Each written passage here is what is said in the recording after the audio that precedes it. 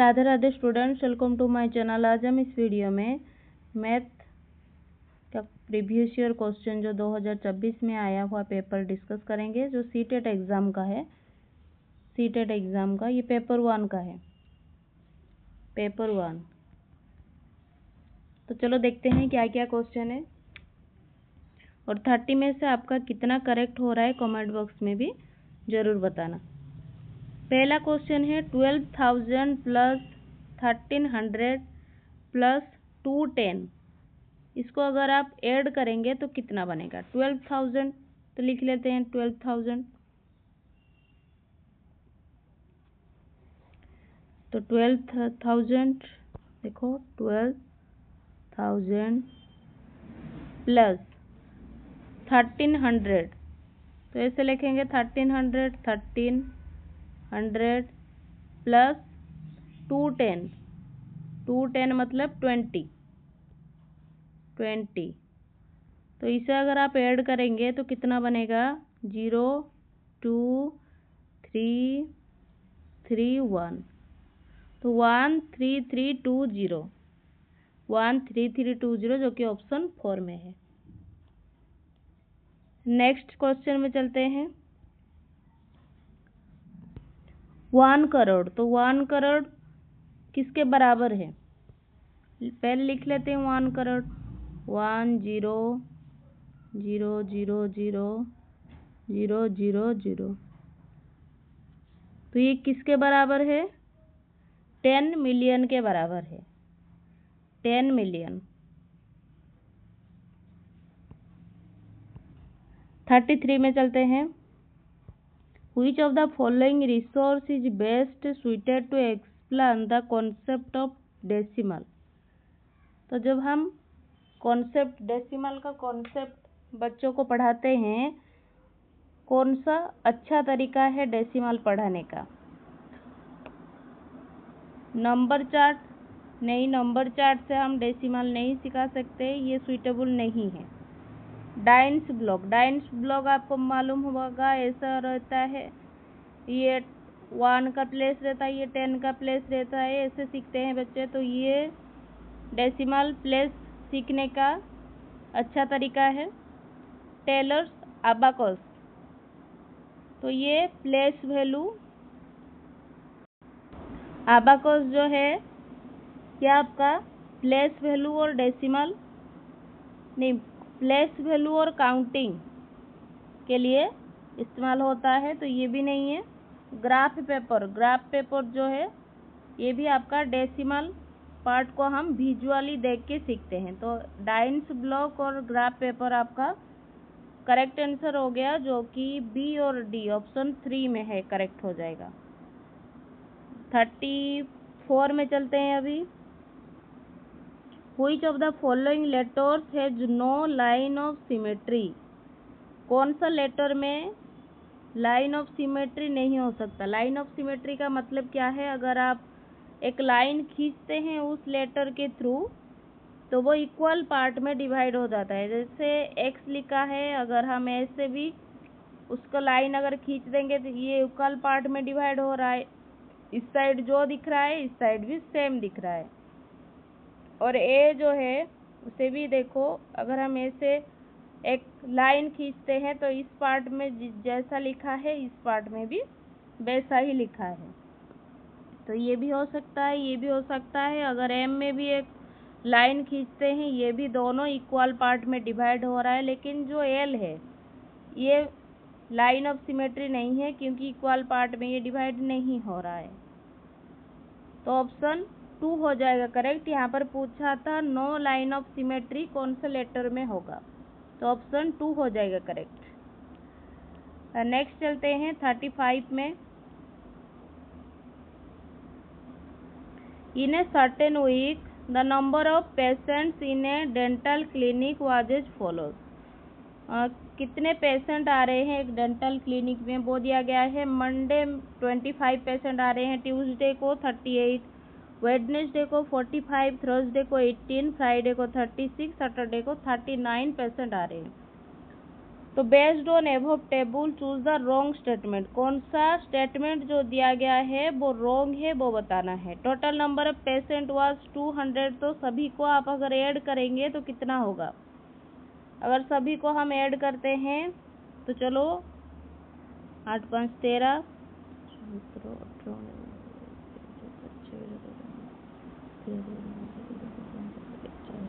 1, तो 201 होगा। टोटल आपका हो गया पेशेंट कितना हो गया? 201। तो पहला जो ऑप्शन दिया गया है टोटल पेशेंट 200 वो गलत हो गया, ये रॉन्ग है। Range of the data is 27। तो रेंज जो आपको दिया है 27, रेंज कैसे निकलता है? जो हाईएस्ट वैल्यू रहता है, हाईएस्ट वैल्यू कितना है? 45 माइनस जो लोएस्ट वैल्यू रहता है, लोएस्ट वैल्यू कौन सा है? 18। अगर हम इसे माइनस करेंगे तो कितना निकल कर आएगा? 27। तो रेंज आपको दिया है 27, ये सही है। ऑप्शन 3 चेक करते हैं। On most of the days number of patient was more than 30। ज़्यादातर 30 से ज़्यादा ही पेशेंट है जो दिया गया है। तो कितने बार 30 से ज़्यादा पेशेंट है? देखो 1 2 3 4, 4 बार हो गए। तो 6 डे से 4 आउट ऑफ 6 से 4 डे आपका 30 एबव हो गए। तो ये मोस्ट ऑफ द डे हो गया आपका, तो ये जो है करेक्ट है ऑप्शन 3। ऑप्शन 4 जो है वो भी चेक करते हैं। Difference between the number of patient on Monday and Wednesday is 20। Monday और वेडनेसडे को जितना भी पेशेंट है उनका डिफरेंस निकालो। 45 माइनस 25 कितना होता है आपका? 20 होता है। डिफरेंस आपको दिया है 20, तो ये भी करेक्ट हो गया। तो गलत जो है ऑप्शन 1 है। रॉन्ग स्टेटमेंट क्या है वो पूछ रहा था, तो पहला जो ऑप्शन है वो रॉन्ग है, तो 1 हो गया गलत। अभी 36 पर चलते हैं। इफ x रेशियो y बराबर है p रेशियो q के बराबर, then which of the following is true. कौन सा जो नीचे दिया गया है ट्रू होगा? तो जो दिया गया है वो लिख लेते हैं पहले। आपको दिया गया है x बाय y बराबर है आपका p बाय q, ये लिखा है ना। तो कौन सा जो स्टेटमेंट है वो आपका ट्रू हो जाएगा। तो जो रेशियो दिया गया है, तो अगर हम इससे बराबर अगर हम k ले लेंगे तो क्या हो जाएगा? ये देखो x बाय p बराबर आपका होगा y बाय q बराबर के। तो x का जो वैल्यू होगा p के और y का जो वैल्यू होगा आपका हो जाएगा q के। तो पहला जो ऑप्शन दिया गया है वो चेक कर लेते हैं। x प्लस वाई, तो x प्लस वाई मतलब p प्लस q इंटू के। इन दोनों में k कॉमन है ना, इसलिए कॉमन ले लिया। डिवाइड q दिया है, q और डिवाइड y दिया गया है, y का वैल्यू है q के। तो इन दोनों को अगर हम कैंसिल करेंगे तो p plus q by q आ रहा है, जो कि बराबर दिया गया है। ये स्टेटमेंट जो है वो सही है। ऑप्शन बी में चेक करते हैं। x minus y, x minus y अगर करेंगे तो होगा p minus q. k common ले जाएंगे तो k कॉमन ले लिया आपने। डिवाइड y दिया गया है, y में क्या है? q के। k कैंसिल हो गया, p minus Q by Q, जो कि बराबर भी दिया गया है। ऑप्शन बी भी सही है। ऑप्शन सी में चलते हैं। x जो है x रेशियो p दिया है, x का वैल्यू है p बाई के, तो p के बाय p बराबर दिया है y रेशियो q के। y का वैल्यू है q के, तो q के बराबर डिवाइड q दिया है, q कैंसिल, p कैंसिल, तो k बराबर k। तो c जो है वो भी करेक्ट है। अभी d चेक कर लेते हैं। d है x plus y, x plus y divide x minus y. X plus y हमने निकाला था p प्लस क्यू,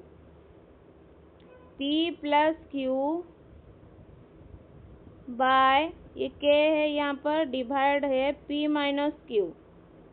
इंटू के, के अगर आपका कैंसिल हो जाएगा, P plus Q divide P minus Q रहेगा। यहाँ पर उल्टा दिया गया है, P minus Q ratio P plus Q दिया है, जबकि आपका करेक्ट है P plus Q divide P minus Q. तो ऑप्शन डी हो जाएगा करेक्ट। यहाँ पर 3 करेक्ट निकल कर आ रहा है, ए बी सी। तो ए बी सी कौन से ऑप्शन में है? ऑप्शन 1 में। ऑप्शन 1 हो जाएगा आपका करेक्ट। नेक्स्ट चलते हैं 37। Which of the following Indian mathematicians are known as founder of numerical analysis? तो इन चारों में से वो कौन मैथमेटिशियन है या गणितज्ञ है जिन्होंने न्यूमेरिकल एनालिसिस या संज्ञानात्मक विश्लेषण जो है उसके फाउंडर है? कौन है? रामानुजन नहीं, भास्कराचार्य, हाँ ये है न्यूमेरिकल एनालिसिस के फाउंडर।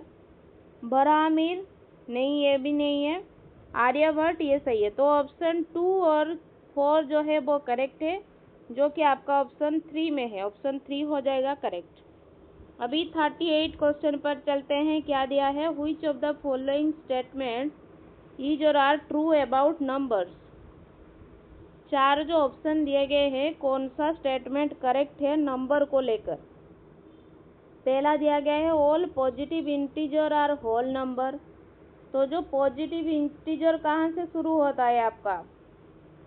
1 से 1 2 3 ऐसे शुरू होता है इन्फिनिटी तक। और आपका होल नंबर जो है वो 0 1 2 यहाँ से शुरू होता है। तो ये बोल रहा है कि सारे जो पॉजिटिव इंटीजर है वो होल नंबर है। तो होल नंबर में 1 2 3 पर इन्फिनिटी तक तो चलती है। ये जो स्टेटमेंट दिया है वो करेक्ट है। All whole numbers are integer. ये जो होल नंबर्स है ये सारे इंटीजर में इंक्लूड होते हैं। इंटीजर आपका कहाँ से शुरू होता है? 0 और पॉजिटिव का सब नंबर इन्फिनिटी तक, और यहाँ इस साइड भी नेगेटिव का इन्फिनिटी तक नंबर चलता है। तो होल नंबर 0 से जो पॉजिटिव की साइड रहता है आपका, ये होल नंबर है। तो यहाँ पर बोल रहा है कि जो होल नंबर है वो सब इंटीजर में आते हैं। तो यह ऑप्शन भी सही है। ऑप्शन सी जो दिया गया है all rational number are real numbers. जो रेशनल नंबर हैं वो सब कुछ रियल नंबर में इंक्लूड होते हैं। ये भी सही है, क्योंकि जो रियल नंबर है वो आपका रेशनल और इरेशनल दोनों को लेकर ही बनता है। रेशनल भी इसमें इंक्लूड होता है, इरेशनल भी इंक्लूड होता है। तो यहाँ पर बोल रहा है जो रेशनल नंबर है वो सब कुछ रियल नंबर में आता है। ये भी सही है। जो ऑप्शन डी दिया गया है all irrational number are real number, सारा रेशनल नंबर भी रियल नंबर में आते हैं, सारा इरेशनल नंबर भी आपका रियल नंबर में इंक्लूड होता है। तो ऑप्शन डी भी हो जाएगा आपका करेक्ट। तो ए बी सी डी 4 ही सही है आपका। तो ए बी सी डी चारों ही सही है, जो कि आपका ऑप्शन में दिया नहीं है। ये शायद कुछ मिस प्रिंटिंग हो गया होगा या कुछ होगा, लेकिन जो स्टेटमेंट दिया गया है आपका सब कुछ सही है। अभी 39 पर चलते हैं। नेक्स्ट क्वेश्चन देखते हैं क्या है। The main approach suggested by national curriculum framework NCF 2005 in teaching learning of mathematics is. Main approach क्या है NCF 2005 का मैथमेटिक्स टीचिंग लर्निंग में? तो ये जो NCF 2005 है ये आपका ज़्यादा जो है जोर देता है या ज़्यादा एम्फसाइज इसमें देता है आपका कंस्ट्रक्टिविज्म में ज़्यादा ध्यान देता है। तो ऑप्शन पहला हो जाएगा करेक्ट। कंस्ट्रक्टिविज्म का मतलब क्या है कि जहाँ पर ऐसा लर्निंग होना चाहिए जहाँ पर बच्चा जो है वो खुद का नॉलेज अपने आप से कंस्ट्रक्ट करे, डिस्कशन करे खुद से और एक्सप्लोर करे। ज़्यादातर बच्चे जब एक्टिवली पार्टिसिपेट करते हैं कुछ चीज़ में तो उनका जो शिक्षण होता है, जो लर्निंग होता है वो अच्छे से हो पाती है। तो ऑप्शन जो फर्स्ट दिया गया है आपका करेक्ट है। अभी 40 नंबर पर चलते हैं। क्या है? Student in a class are solving question based on percentage discounts One question requires the students to calculate the cost of 2 bikes with a 8% discount on each bike. One of the group calculate the total cost of the bike and then deduct 60% from the total cost. The method used by this group is. तो क्या बोल रहे हैं, percentage discount question based solve करने के लिए बच्चों को दिया जा रहा है. One question require the students to calculate. एक प्रश्न में विद्यार्थियों को प्रत्येक मोटरसाइकिल पर 8% छूट के साथ 2 मोटरसाइकिलों के मूल्य का परिकलन करने की आवश्यकता है. एक समूह दोनों मोटरसाइकिलों के कुल मूल्य का परिकलन करता है और फिर कुल मूल्य से 16% को काट लेता है. इस समूह द्वारा प्रयोग की गई विधि को क्या बोला जाता है? तो ये क्या कर रहा है, 16% को डिडक्ट कर रहा है, जबकि आपका 18% उसे डिडक्ट करना था. ये तो गलत कर रहा है ना. तो सही आंसर आपका क्या हो जाएगा, false. Since have deducted 16% from the total. नहीं, 16% नहीं, ये पहला ऑप्शन गलत है. False since they have deducted 60% discount from the total instead of 8%. 8% deduct करने की बजाय वो क्या कर रहा है, 16% डिडक्ट कर रहा है. तो गलत मेथड का इस्तेमाल कर रहा है. तो ऑप्शन 4 हो जाएगा आपका करेक्ट. नेक्स्ट चलते हैं 41 पर. While teaching equation, a teacher explained the concept of a linear equation having unique solution. She further asked, if a solution is given, then how many equations you can create? Equation पढ़ाते समय एक शिक्षक क्या कर रहे हैं, रैखिक समीकरण की अवधारणाओं को समझाते हैं. वो आगे पूछती है, अगर हल दिया गया हो तो आप कितने समीकरण बना सकते हैं. सपोज आपने लिखा है x जो है वो बराबर है 8 के. तो आप इसे कितने तरीके से लिख सकते हैं, कितने तरीके से आप इसका जो वैल्यू है, x का वैल्यू 8 निकलेगा आपका, कितना प्रोसेस है. तो आप ऐसे भी लिख सकते हैं 2x जो बराबर है 16 का, तब x का वैल्यू आपका निकल कर आएगा 8. आप ये एक इक्वेशन लिख सकते हैं, ये पहला हो गया. और आप ये लिख सकते हैं x माइनस 4 जो है वो 4 के बराबर है. तो x जो है वो -4 को अगर उस साइड लेंगे तो +4 हो जाएगा. तो 4 + 4 8 हो जाएगा. ये हो गया दूसरा. फिर आप कैसे कर सकते हैं, 2x माइनस 1, 2x माइनस 1 आपका होगा ये 15. तो ये भी आप लिख सकते हैं, क्योंकि -1 को अगर आप उस साइड लेंगे तो ये हो जाएगा +6, +1 तो हो जाएगा +16. तो ये जो इक्वेशन लिखा था इसके टर्म में वो आ गया. तो ये भी एक इक्वेशन हो गया जिसका वैल्यू, x का वैल्यू आपको 8 ही मिलेगा. तो कितना इक्वेशन आपने यहाँ पर लिख लिया, एक से अधिक लिखा है तो 2 इक्वेशन नहीं, 1 इक्वेशन नहीं, 9 इक्वेशन, मेनी इक्वेशंस हो जाएगा. अगर आपको एक वैल्यू दिया जाए तो आप बहुत सारे इक्वेशन उससे लिख पाएंगे.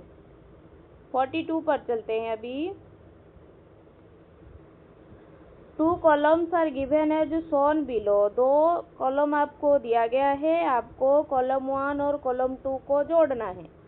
तो face of a black board, क्या करेंगे, face of a black board ये किसका है, represent a part of a plane. एक प्लेन का पार्ट है ये ब्लैक बोर्ड का फेस. तो ये 3 को आप ज्वाइंट करेंगे तो ए जो है वो 3 दोनों में है, तो 1 और 2 तो कैंसिल हो गया.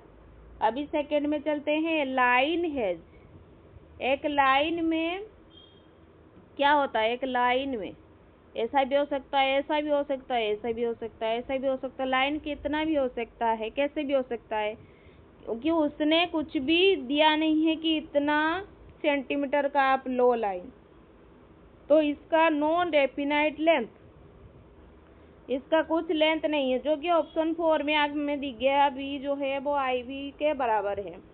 फिर भी आप सी को चेक कर ले। ए रे हैज, एक जो रे होता है वो क्या होता है, उसका एक ही एंड पॉइंट होता है, उसका एक ही एंड पॉइंट होता है, क्योंकि जो हमने तीर लगवाया है वो उस साइड भी एक्सटेंड कर सकती है। तो वन एंड पॉइंट हो गया आपका रे का। A line segment has, line segment जो आपका हो गया वो 2 एंड पॉइंट हो गए उसके, लाइन सेगमेंट। तो ये आपका ऑप्शन 4 हो जाएगा करेक्ट। अभी 43 क्वेश्चन पर चलते हैं। इफ 7 स्टार दिया है और 2 लिखा है इंटू 1 2 3 इक्वल जो है 9 2 4 9 6, then value of star, star की जगह आप क्या लिख सकते हैं। तो पहले हम करेंगे 9 2 4 9 6 डिवाइड 1 2 3, क्योंकि जो 1 2 3 है वो यहाँ पर मल्टीप्लाई हो रहा है, अगर हम उस साइड उसे ले जाएंगे तो वो डिवाइड में आ जाएगा। तो आप इसे लिखेंगे पहले 9 2 4 9 6 डिवाइड 1 2 3, इसे हम कैंसिल अगर करेंगे तो आपका निकल कर कितना आएगा, निकल कर आएगा 7 5 2, डिवाइड करके देखना कितना निकल कर आता है 752। 7 5 2 के बराबर हो जाएगा ये। तो आपका ये जो है 7 स्टार 2, तो ऐसा हो जाएगा 7 और स्टार 2 जो है वो 752 के बराबर हो जाएगा। तो 7 तो प्रेजेंट है, 2 भी प्रेजेंट है, तो कौन नहीं है, स्टार की जगह 5 लिखा जाएगा। तो स्टार का वैल्यू कितना आ गया आपका 5, ऑप्शन 1 में है। अभी नेक्स्ट चलते हैं 44 पर। Saumya joined her job on 13/1/1992 and she took retirement on 31/3/2023. Duration of her service was, service का कितना साल उसने सर्विस को दिया है। तो देखो जो लिखा है 92 से 2023 से आपका 1992 जो है वो कितना साल हो रहा है 31 ईयर, कितना हो रहा है 31 ईयर। तो 31 ईयर दोनों में है। अभी मंथ कैलकुलेट करेंगे 13 जनवरी से आपका मार्च है, ये 31 मार्च, तो कितना हो गया 2 महीना हो गया। तो 13 ईयर 2 मंथ दोनों में ही है। अभी डेज देखते हैं कितना है, ये आपका 13 मार्च है, ये 13 जनवरी से आपका 31 मार्च है। तो कितना हो रहा है 13 मार्च से कितना हो रहा है 13 मार्च से आपको कैलकुलेट करना है, क्योंकि ये जो 31 जनवरी से फरवरी, फरवरी से मार्च हमने कैलकुलेट किया है, बस मार्च का जो महीना है 13 मार्च से हमें कैलकुलेट करना है। 13 मार्च से 31 मार्च आपका कितना डे हो रहा है 18 डेज हो रहा है। तो सही आंसर आपका होगा 31 ईयर 2 मंथ एंड 18 डेज उन्होंने सर्विस को दिया है, जो कि आपका पहला जो ऑप्शन है वहाँ पर है। अभी नेक्स्ट चलते हैं 45 पर। In order to identify individual difference of students in a mathematics class, which of the following assessment technique will not be appropriate? कौन सा appropriate नहीं है बोल रहा है। पीर असेसमेंट जो है आपका, पीर असेसमेंट ये अच्छी बात है, क्योंकि इसमें जब बच्चों के साथ आकलन किया जाता है, सभी बच्चों के साथ डिस्कशन होता है, सभी को पता चलता है कि कौन सा किसको दिक्कत आ रही है कहाँ पर, ये सही होगा। पीर असेसमेंट, समेटिव असेसमेंट जो है आपका, ये सिर्फ आपका जो मेजर हो गया, फाइनल अचीवमेंट जो है उसे आप मेजर करते हैं समेटिव असेसमेंट। एंड द जो कोर्स खत्म होने के बाद ही जो असेसमेंट होता है, ना कि इसमें हम इंडिविजुअल लर्निंग डिफरेंसेस देखते हैं। पीर असेसमेंट में हमें पता चलता है सभी का डिफरेंसेस क्या हो रहा है, तो ये नहीं है। फॉर्मेटिव असेसमेंट जो है, ये आपका जो लर्निंग नीड है उसे मालूम चलता है कि बच्चे को क्या चाहिए, लर्निंग नीड्स क्या है बच्चों को, वो कंटिन्यूअसली हमें प्रोवाइड कर सकते हैं अगर मालूम पड़ेगा तो। डायग्नोस्टिक असेसमेंट जो है वो लर्निंग डिफिकल्टीज कहाँ आ रही है बच्चों को पढ़ने में, वो आपको सजेस्ट करती है। तो यहाँ पर पूछा था नॉट अप्रोप्रिएट, तो समेटिव असेसमेंट हो जाएगा, ऑप्शन 2 हो जाएगा करेक्ट, 2। 46 पर चलते हैं। Which of the following is are true about the computation in basic operation for grade 2 learners? कौन सा जो है अधिगमकर्ताओं के लिए आधारभूत प्रक्रियाओं में अभिकलन के लिए निम्नलिखित में से कौन सा सही है, कौन सा सही होगा? It involves child's ability to develop informal strategy, ये सही है। It involves child's ability to estimate, child estimates ability develop करता है, ये भी सही है। It involves child's ability to do calculation with large number, तो ये गलत है। लार्ज नंबर, जो ग्रेड 2 के स्टूडेंट्स है वो लार्ज नंबर कैसे सीख सकते हैं, वो कि स्मॉल नंबर्स और बेसिक जो नंबर्स के ऑपरेशन होते हैं वो सीखते हैं। तो ये बड़े बड़े नंबर के कैलकुलेशन वो कैसे करेंगे, ऑप्शन सी हो जाएगा गलत। तो ये भी आपका करेक्ट है, करेक्ट पूछा था तो ऑप्शन 1 हो जाएगा करेक्ट। 47 पर चलते हैं। In a mathematics class, a teacher explained the concept of different angles. He or she realized that scissors is a best example to explain. गणित कक्षा में शिक्षक भिन्न भिन्न कोणों की अवधारणाओं को समझाते हैं, उसे ये अनुभूति होती है कि कैंची को समझाने के लिए सर्वोत्तम उदाहरण क्या है। जब हम दो ब्लेड्स, सीजर का दो ब्लेड को इंटरसेक्ट करेंगे तो वो वर्टिकली अपोजिट एंगल को फॉर्म करेगी, ये सही है।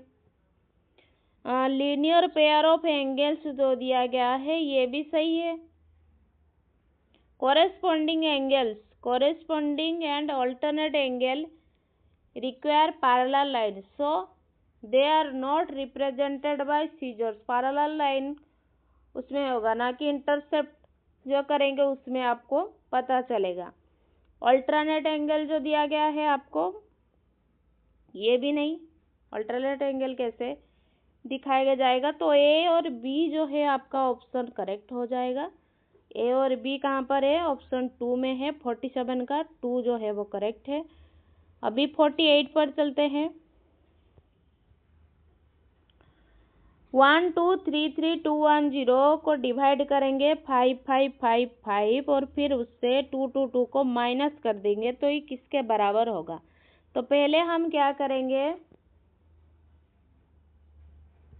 पहले हम क्या करते हैं, जो डिवाइड होता है उसको सॉल्व करते हैं। तो अगर 1 2 3 3 2 1 0 को 5 5 5 5 से आप डिवाइड करेंगे तो आपका निकल कर आएगा 2 2 2 222। फिर 222 से 222 को आप क्या करना है, माइनस करना है, तो कितना आएगा आपका 0 आएगा, जो कि ऑप्शन 3 में है।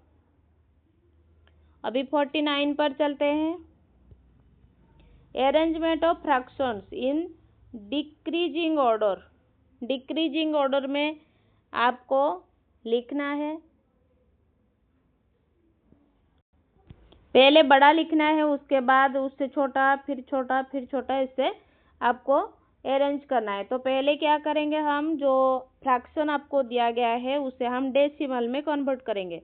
तो 1/9 जो है वो बराबर होगा आपका, 1/9 जो है वो बराबर होगा 0.1111 ऐसे, इसके बराबर होगा। फिर देखेंगे 1/21 जो है, 1/21 जो है वो आपका बराबर हो जाएगा, या अप्रोक्सीमेट वैल्यू जो निकल कर आएगी 0.0476 के बराबर होगा।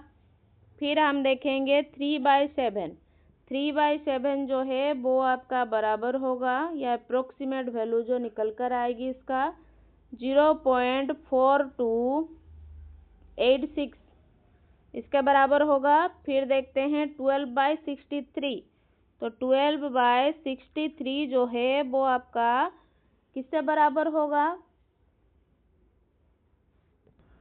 तो ये इसे अगर हम कैंसिल करेंगे तो होगा 0.1905। तो सबसे बड़ा जो है वो कौन सा संख्या होगा, सबसे बड़ा 0.4286 जो कि 3/7 है।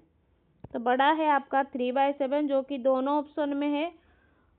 फिर उससे छोटा दिखेंगे कौन सा संख्या आएगा आपका 0.19 ये आएगा, तो जो कि 12/63 है जो कि ऑप्शन 3 में है। तो आपको बड़ा से छोटा लिखना था, तो आ गया 3/7, फिर 12/63, फिर 1/9, फिर 1/21 आएगा। अभी 50 पे चलते हैं। 1 egg has a mass of about 65 gram. What is the mass of 2 dozen eggs? तो नेक्स्ट क्लास में हम 50 से 60 डिस्कस करेंगे। 10 क्वेश्चन रह गए हमारा, तो 10 क्वेश्चन हम नेक्स्ट वीडियो में डिस्कस करेंगे। तो आपका जितना भी हमने डिस्कस किया उतने में कितना करेक्ट हो रहा है कमेंट बॉक्स में ज़रूर बताएं। Thank you students, keep studying.